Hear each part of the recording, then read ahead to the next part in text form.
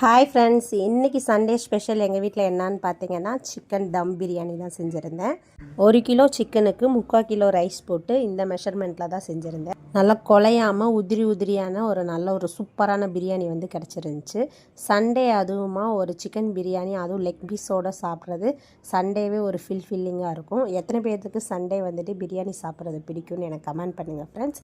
தம் பிரியாணி செய்கிறப்ப பார்த்தீங்கன்னா மசாலாலாம் ஒரு சைடாக இருக்கும். ஸோ அதனால் எல்லாம் ஈவனாக மிக்ஸ் ஆகணுன்றதுக்காண்டி தான் இப்படி ஒரு மிக்ஸ் கொடுத்துட்ருக்கோம். நல்லா ரைஸ்லாம் உடையாமல் நல்ல ஒரு மிக்ஸ் கொடுக்கணும். இது மிக்ஸ் கொடுக்குறப்ப ஈவனாக எல்லா ரைஸ்லையுமே நல்லா ஸ்ப்ரெட் ஆயிரும். மட்டன் குழம்பு செஞ்சுருந்தோம். ஆக்சுவலி வந்துட்டு பிரியாணிக்கு எனக்கு குழம்பு ஊற்றி சாப்பிட்றது பெருசாக பிடிக்காது.